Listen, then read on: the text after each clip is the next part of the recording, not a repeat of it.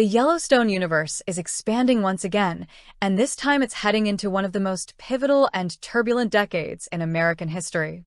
With the upcoming spin-off, Yellowstone, 1969, fans will be transported to a world where the personal tragedies of the Dutton family intersect with the sweeping societal changes of the late 1960s.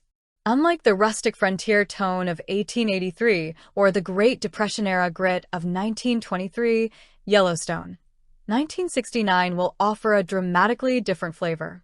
Set against the backdrop of a shifting America, defined by the Civil Rights Movement, the Vietnam War, Woodstock, the rise of feminism, and a countercultural revolution, the series will explore what it means to be a traditional family on ancestral land in a world that's being pulled in radically new directions.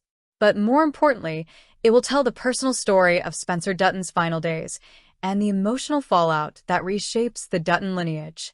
The year 1969 is not chosen by accident. In the Dutton timeline, it represents a turning point.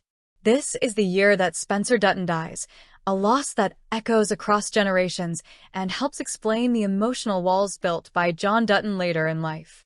While past series like 1923 showed us Spencer as a brave, often tormented adventurer scarred by war and loss, Yellowstone, 1969 aims to give us closure to his story.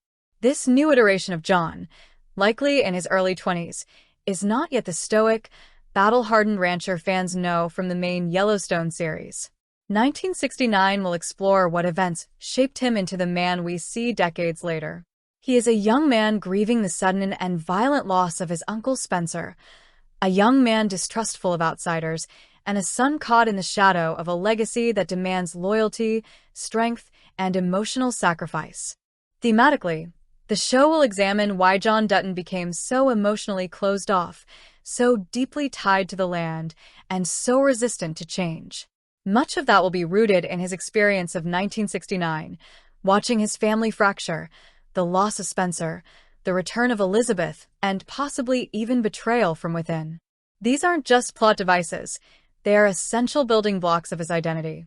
Understanding what John endured in 1969 is key to understanding why he would later make such brutal decisions to protect his ranch and his name. From a historical standpoint, Yellowstone, 1969 promises to be rich and layered.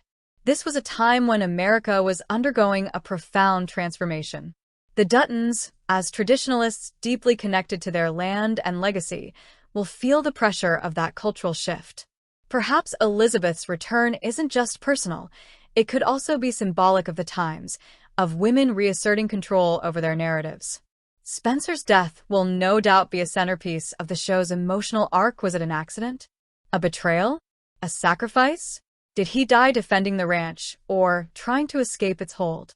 Sheridan's storytelling style often blurs the line between noble suffering and tragic consequence, and Spencer's final moments will likely reflect that complexity.